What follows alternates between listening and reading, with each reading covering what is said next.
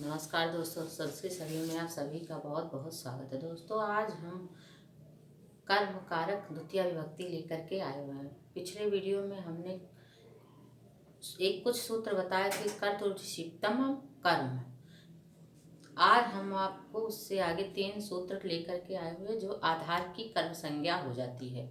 वैसे आधार में सप्तमी विभक्ति का प्रयोग होता है, लेकिन कुछ सूत्र, कुछ उपसर्ग हमारे यहाँ ऐसे भी हैं जिसकी कर्म संज्ञा होकर के द्वितीय विभक्ति हो जाती है। तो आइए आपको हम बताते हैं। जैसे आधि सिंह स्थान सांग कर्म, आधि सिंह अस्था सांग कर्म, सी सोना अस्था ठहरना आस बैठना। इन 3 धातुओं के पहले यदि अधि उपसर्ग जुड़ा हो तो इनके आधार की कर्म संज्ञा होती है और कर्म में द्वितीय विभक्ति का होता है, द्वितीय विभक्ति का प्रयोग होता है। जैसे हम आइए बताते हैं कैसे। जैसे अधि, आपको पता होगा कि अधि उपसर्ग है। हर धातु के नाम से 3 अधि उपसर्ग पहले आता है, तो अधि क्या है? उपसर्ग है। और जो है सी अस्था आस, ये तीनों धातु है, तो उपसर्ग पहले आता है और धातु बाद में आती है। तो ये आधि उपसर्ग के बाद 3 धातु जो है, आधि उपसर्ग पहले आता है। 22 उपसर्ग वो है हमारे यहाँ। 22 उपसर्ग में आधि उपसर्ग के पहले कौन सा है? सिंह अस्था आस। ये तीन धातु आदि उपसर्ग के बाद यदि आए तो आधार की कर्म संज्ञा होकर, उपसर्ग के बाद ये 3 धातु आए तो आधार की कर्म संज्ञा होकर के द्वितीय विभक्ति का प्रयोग होता है। आधार में द्वितीय विभक्ति होगा। वैसे आधार में सप्तमी होता है, लेकिन यहाँ जब ये 3 आदि उपसर्ग के बाद सिंह अस्था और जो है आस ये धातु आए तो आधार की कर्म संज्ञा हो जाएगी और आधार और उसमें द्वितीय विभक्ति का प्रयोग हो जाएगा। कर्मणान द्वितीय, उसमें द्वितीय विभक्ति का प्रयोग होगा। आइए बताते हैं कैसे। जैसे राजा सिंहासनम अधिष्ठत, अब इसमें देखिए अधि उपसर्ग लगा हुआ है और तिष्ठ अधिष्ठति, इसमें जो है इसमें जो है आस धातु का प्रयोग हुआ है। अब आस धातु का ऐसे तो होगा नहीं, आस दास को तिष्ठत तिष्ठत तिष्ठन्ति आदेश हुआ है, तो इसका होगा तिष्ठति। राजा सिंहासनम अधितिष्ठति, राजा सिंहासन पर बैठा है, राजा सिंहासन में बैठा है। अब आपको बता दें नियम के अनुसार तो इसमें सप्तमी विभक्ति होनी चाहिए, सप्तमी विभक्ति होकर, लेकिन इसमें जो है द्वितीय विभक्ति का, क्योंकि इसमें आधिधात के साथ सिंह अस्था सांग जो है सिंह अस्था और आस धातु आ गया है, तो इसकी आधार की कर्म संज्ञा होकर, अभी आधार क्या है? ये सिंहासन, सिंहासन क्या है? आधार की कर्म संज्ञा हो गई है। इसमें जो है द्वितीय विभक्ति। अब आप ऐसे भी कर सकते हैं, देखिए राजा सिंहासने तिष्ठत, राजा सिंहासने तिष्ठत। अब क्या हो गया? ये भी आपका सही है। राजा सिंहासन पर बैठा है, राजा सिंहासन में बैठा हुआ है। लेकिन जब इसमें अधि आ गया, अधि, तब यहाँ क्या हो गया? यहाँ आपका सप्तमी विभक्ति हटा के यहाँ पे आधार का द्वितीय विभक्ति हो गया। इसमें हो गया सिंहासनम, तो राजा सिंहासनम जो है राजा सिंहासनम अधितिष्ठति, राजा सिंहासन पर बैठा है, राजा सिंहासन में बैठा है, राजा सिंहासनम अधिष्ठति, राजा सिंहासन पर बैठा है। आपका ये भी सही है, लेकिन जब आदि जो है ये आदि उपसर्ग आ गया है, आदि उपसर्ग आने के बाद जो है ये सी अस्था आस धातु आने पर जो है आधार की कर्म संज्ञा हो जाएगी और द्वितीय विभक्ति का प्रयोग होगा। यहाँ आधार जो है सिंहासन है, तो सिंहासन में द्वितीय विभक्ति हो गई है और कर्म संज्ञा होकर के द्वितीय विभक्ति का प्रयोग हुआ है। यहाँ कर्मणान द्वितीय हुआ है। अब जैसे देखिए हरि वैकुंठम अधिष्यते, अधिशेते, हरि मतलब भगवान विष्णु वैकुंठ में सोते हैं। अब भगवान विष्णु हरि हैं तो वैकुंठ में रहेंगे ही। हरि मतलब भगवान विष्णु वैकुंठ में सोते हैं। अब हरि वैकुंठ, अब इसका आप ऐसे भी कर सकते हैं, हरि वैकुंठे। अब आपको सिर्फ ऐसे करना है सेते। अब भगवान विष्णु वैकुंठ में, इसमें आपका सप्तमी विभक्ति है, ये भी आपका सही है। लेकिन जब इसमें आपने अधि उपसर्ग आ गया है, इसमें जब अधि उपसर्ग आ गया है तो ये जो अधि उपसर्ग आने पर आधार की कर्म संज्ञा हो गई है। और ये आधार, वैकुंठम क्या है, आधार है। तो इसका जो है कर्म संज्ञा होकर के द्वितीय विभक्ति हो गई है। और यहाँ पे हो गया हरि वैकुंठम अधिशयते, वह जो है हरि वैकुंठ में सोते हैं। इसका जो है और हरि सप्तमी में हरि वैकुंठे सेते। अब ये जो है सेते हो जाएगा। और जब अधि उपसर्ग आया हरि वैकुंठम अधिसेते, तो वैकुंठम इसकी आधार हो गई है, हरि वैकुंठम अधिसेते। तो वैकुंठ की आधार हो गया है, आधार की कर्म संज्ञा हो गई। कर्म संज्ञा होने पर द्वितीय विभक्ति का प्रयोग हुआ है।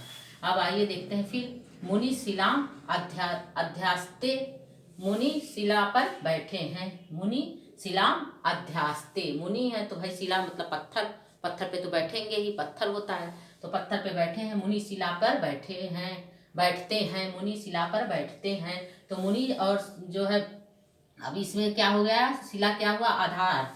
आधार, अब इसकी कर्म संज्ञा हो गई है, आधार की शिला की कर्म संज्ञा होकर के इसमें द्वितीय विभक्ति हो गई, क्योंकि ये जो है आधि उपसर्ग लगा हुआ है। तो ये हो गया है अध्यास्ते। अब इसमें जो है मुनि शिला पर बैठते हैं, अब मुनि शिला पे बैठते हैं। अब इसमें जो है आधि उपसर्ग हो गया है। अब इसमें जो है द्वितीय विभक्ति का प्रयोग हुआ है। अब जैसे आप ऐसे भी कर सकते हैं, मुनि शिले श्यते, मुनि शिले श्यते। अब मुनि जो है शिला पे बैठे हैं। हाँ, अब ये मुनि शिला, अब अगर इसमें ये भी आपका सही है, ये जो है सप्तमी विभक्ति है। लेकिन मुनि शिला, अब ये जो आधि उपसर्ग लगा हुआ है अध्यास्ते, तो मुनि, अब इसकी शिला जो है आधार कर्म, ये जो है शिला आधार है, आधार की कर्म संज्ञा होकर के द्वितीय विभक्ति का प्रयोग हुआ है। यहाँ पे कर्म, आधार की कर्म संज्ञा होकर के द्वितीय विभक्ति हुआ है। और यहाँ पे हो गया है मुनि शिलाम अध्यास्ते। अब सह, अब आगे देखिए, सह प्रयंकम अधिष्यते, वह पलंग पर सोता है, वह पलंग पर सोता है। हम इसमें देखिए, वह पलंग पर सोता है। अब पलंग क्या है, ये जो है वह है, सह मतलब वह, पर्यंकम मतलब पलंग होता। अब इसमें देखिए, अब पलंग, प्रियंकम जो है यह ये आधार है। अब प्रियंकम, इसमें जो आधार की, इसकी भी कर्म संज्ञा हो गई और द्वितीय विभक्ति हो गई। इस ऐसे भी कर सकते हैं, सह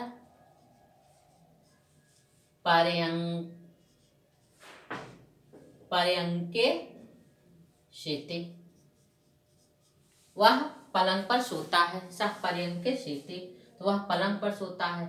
लेकिन जब ये अधि उपसर्ग लगा हुआ है इसमें, तो इसकी आधार की कर्म संज्ञा हो गई है और कर्म में द्वितीय विभक्ति, कर्मणार्थ द्वितीय विभक्ति हो गई है। तो यहाँ हो गया है, वह पलंग पर सोता है, सह पलंग, वह सह पर्यंकम अधिष्यते।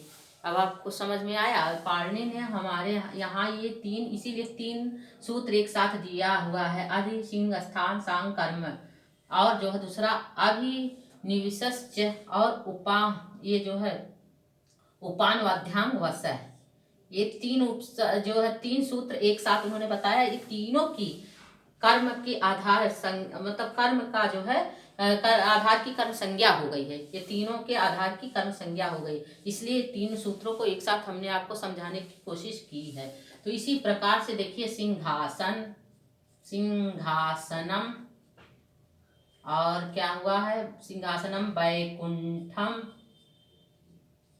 वैकुंठम, और जो है शिलाम, और जो है पर्यंकम, पर्यंकम। ये तीनों क्या है, ये आधार है और इसमें अधि उपसर्ग जुड़ा हुआ है, अधि उपसर्ग आदि उपसर्ग लगा हुआ है तो आधार की कर्म संज्ञा हो गई है। कर्म संज्ञा होकर द्वितीया विभक्ति का प्रयोग हुआ है। द्वितीया विभक्ति का प्रयोग हुआ है। हाँ, ये जो है इसकी आधार की कर्म संज्ञा होकर के द्वितीय विभक्ति का, ये सिंहासनम, वैकुंठम, शिलाम, पर्यंकम, ये सब क्या है, ये जो है इसमें, ये सबों में, ये धातुओं में, ये जो धातु है ये इसका जो है द्वितीय विभक्ति इसमें लगा हुआ है। आदि उपसर्ग लगे होने के कारण आधार की कर्म संज्ञा होकर के द्वितीय विभक्ति का प्रयोग हुआ है। तो आइए, आपको हमने इस तरीके से, ये जो आप लोगों को समझ में तो ये सूत्र आप लोगों को समझ में तो आ गया होगा। अब आइए अब इसके आगे का आप लोगों को बताते हैं। पहले इसको हटा देते हैं, फिर समझाते हैं आपको।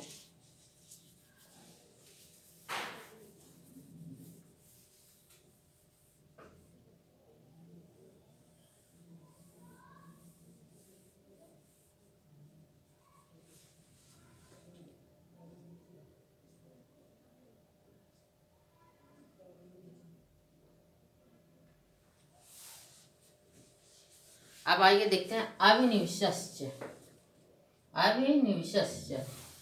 आभि और नी इसी क्रम से, ये दोनों ही उपसर्ग यदि विस धातु के पूर्व आए तो आधार की कर्म संज्ञा होती है और कर्म द्वितीय विभक्ति का प्रयोग होता है।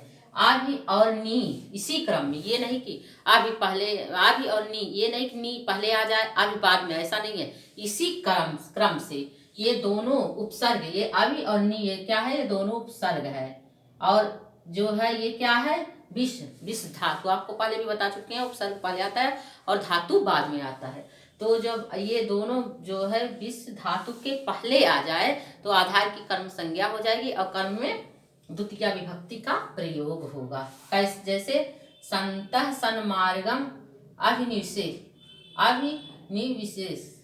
अब संत सन्मार्ग में प्रवेश करते हैं। अब आप इसको ऐसे भी कर सकते हैं कि संतः सन्मार्गे, अब क्या हो गया,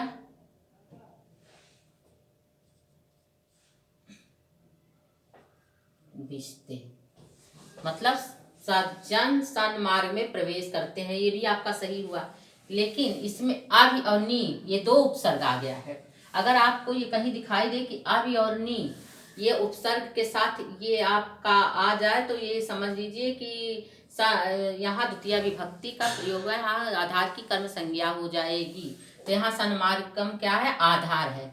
इन आधार की कर्म संज्ञा होकर के द्वितीय विभक्ति का प्रयोग हुआ है। यहाँ आधार की जो आभि और नी दो उपसर्ग आने के बाद जो है, ये आभि और नी के बाद जो है विस धातु, तो यहाँ विस धातु जो है विस धातु आया है, तो ये जो है आधार की कर्म संज्ञा हो गई, होकर के यहाँ द्वितीय विभक्ति लगा हुआ। और यहाँ पे आभि और नी, यहाँ पे जो है आभि और नी, यहाँ जो ये उपसर्ग यहाँ पे नहीं लगा हुआ, तो यहाँ पे ये सप्तमी विभक्ति का प्रयोग हुआ है। यहाँ सप्तमी विभक्ति का प्रयोग हुआ है। आइए अब आपको बताते हैं, ये आपको दो सूत्र हमने आपको बताया, आदि सिंह, स्थान, सांग, कर्म और अभिनिवेश्य। और अब आइए इसी तरीके से उपान वध्यांग वसय, ये आपका जो है तीसरा सूत्र है, उपान वध्यांग वसय। उप अनु अध या अंग, उप अनु अध या अंग, इनमें से कोई उपसर्ग बस धातु से पूर्व आए, मतलब इसमें ये नहीं आगे पीछे, इसमें से कोई भी उपसर्ग या जो है उपसर्ग बस धातु से पूर्व आए तो आधार की कर्म संज्ञा होकर के द्वितीय विभक्ति होगी। तो इसमें भी इसी तरह आधार की कर्म संज्ञा हो जाएगी और द्वितीय विभक्ति का प्रयोग उप अनु आदि और या अंग, इनमें से कोई भी धातु, कोई भी उपसर्ग, सॉरी धातु कह दिए, उपसर्ग जो है ये क्या है, 1 2 3 4 उपसर्ग है आपका, उप अनु आदि और अंग, ये उपसर्ग है। बस धातु के पहले, ये उपसर्ग उपसर्ग आपको पहले ही बता दें कि पहले आता है और धातु बाद में आता है। तो जो है बस धातु के पूर्व आए तो आधार की कर्म संज्ञा होकर के द्वितीय विभक्ति का प्रयोग होगा। जैसे राजा नगरम उपवसति, राजा नगर में रहता है। राजा नगरम अनुवसति, राजा नगर में रहता है। अब आप इसे भी कह सकते हैं राजा नगरे बसति, राजा नगरे बसति।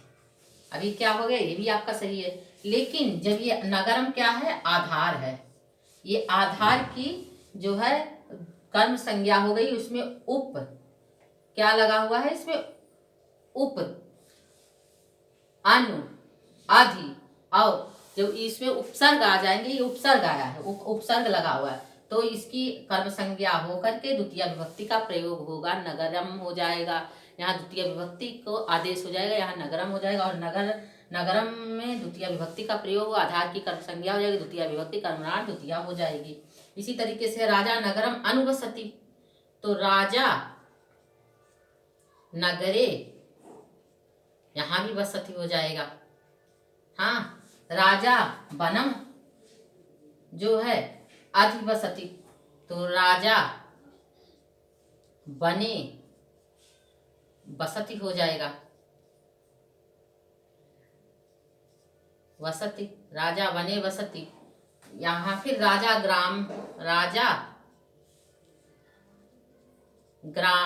ग्रामे अवसति,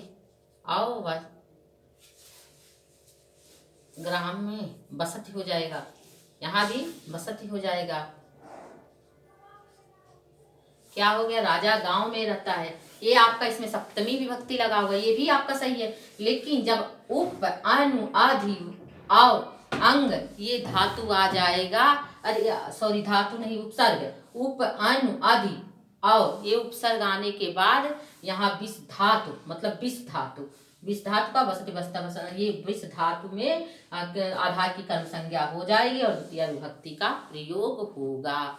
इसी तरीके से कौन कौन से है, आदि सिंह स्थान सांग कर्म, फिर जो अभिनिश्च और उपान मध्यांग वस, ये तीन सूत्र पाणिनि ने एक साथ रखा है। हमने तीनों सूत्रों को आपको एक साथ समझाने की कोशिश की है कि इसमें तीनों की आधार की कर्म संज्ञा होकर के द्वितीय विभक्ति का प्रयोग होगा। जिसमें इसमें देखिए आदि धातु से पहले सी अस्था आस, ये तीन जो है आदि उपसर्ग से पहले आदि उपसर्ग से पहले सी अस्था और वास धातु आ जाए तो आधार की कर्म संज्ञा होकर के द्वितीय विभक्ति होगी।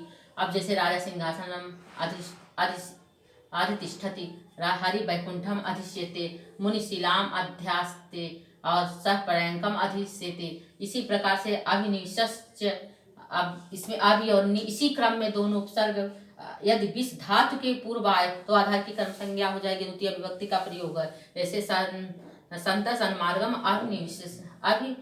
अभिनिश्चते, सज्जन सन्मार्ग में प्रवेश करते हैं। अब उपन्न वध्यांग वत्स, अब इसमें भी देखिए आभि और नी इसमें आया हुआ है, तो आभि और नी ये उपसर्ग इसमें पहले आ गए, तो इसके जो है विष धातु की आधार की सन्मार्ग की आधार की कर्म संज्ञा होकर द्वितीय विभक्ति हो गया। उपन्न वध्यांग वस, इसमें उप अनु अधियांग, इस प्रकार से इसमें चार जो है 1 2 3 4 उपसर्ग आए, उप अनु अधियांग, ये चार उपसर्ग, ये इसके बाद उपसर्ग के बाद वस धातु आए तो इसके पूर्व आए तो मतलब ये उप अनु अधि और अंग उपसर्ग के और धातु बस धातु के पूर्व आए तो आधार की कर्म संज्ञा होकर के द्वितीय विभक्ति हो जाएगी। जैसे राजा नगरम उपवसति, राजा नगरम अनुवसति, राजा वनम अधिवसति, राजा ग्राम अवसति। अब यहाँ पर बस धातु के पहले पूर्व मतलब पहले उप अनु आदि और अंग उपसर्ग का प्रयोग हुआ है, आधार की कर्म आधार मतलब आधार हमने आपको बताया है नगर वन ग्राम, इसकी कर्म संज्ञा हो गई और द्वितीय विभक्ति का प्रयोग हुआ है। तो इसी तरीके से आधार की कर्म संज्ञा हो जाएगी और द्वितीय विभक्ति का प्रयोग होगा। वैसे हमने आपको पहले बताया कि सप्तमी होती है, लेकिन जो है सप्तमी ना होकर के, क्योंकि यहाँ पे कुछ उपसर्ग लगे हुए हैं, कुछ ऐसे भी हमारे यहाँ धातु उपसर्ग हैं जिनके आने से आधार की कर्म संज्ञा होकर के द्वितीय विभक्ति का प्रयोग होता है। तो इस तरह से हमने दोस्तों आपको ये 3 सूत्रों को अपने हिसाब से, अपने विवेचना के अनुसार आपको समझाने की कोशिश की है, और आप लोगों को ये हम ज़रूर समझ में आया होगा जो हमने आप लोगों को ये बताया, समझाया। इसी तरीके से नमस्कार दोस्तों।